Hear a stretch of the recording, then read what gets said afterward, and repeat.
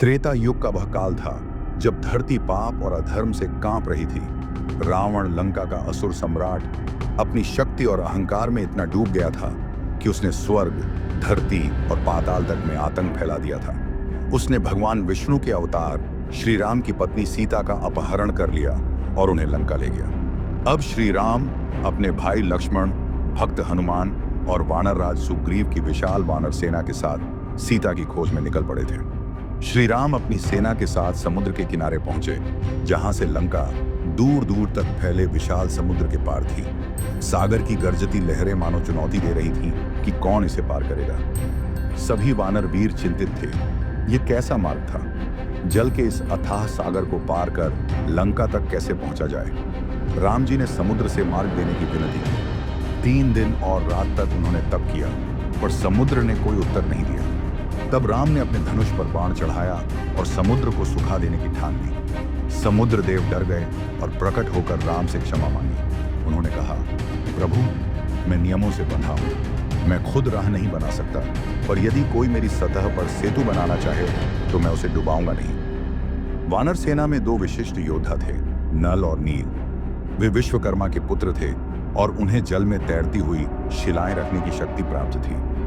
राम जी के आदेश पर उन्होंने वानरों को संगठित किया और समुद्र पर सेतु बनाने का कार्य प्रारंभ हुआ। सभी वानर जंगलों से विशाल शिलाएं लाते और जय श्री राम लिखकर समुद्र में डालते। चमत्कार हुआ, वे शिलाएं डूबने के बजाय तैरने लगी और एक के ऊपर एक जुड़ती चली गईं। यह था श्री राम का प्रभाव और भक्तों की श्रद्धा।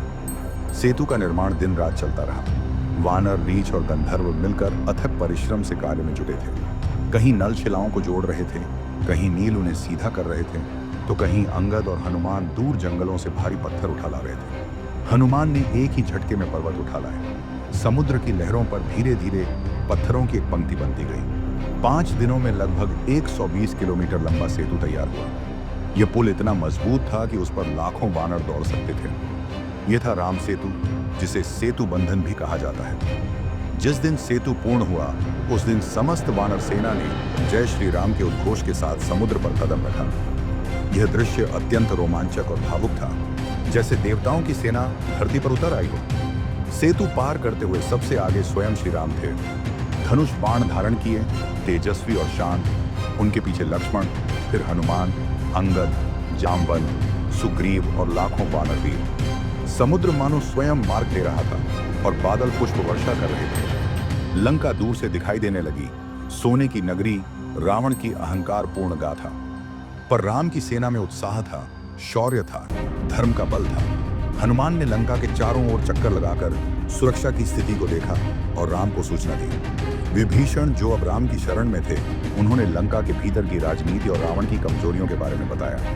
अब युद्ध की तैयारी पूर्ण थी। राम सेतु पार करना केवल भौतिक दूरी तय करना नहीं था, यह विश्वास, परिश्रम, भक्ति और साहस का प्रतीक था।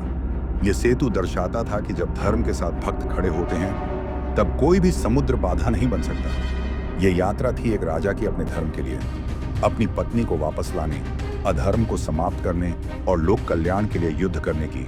जय श्री राम।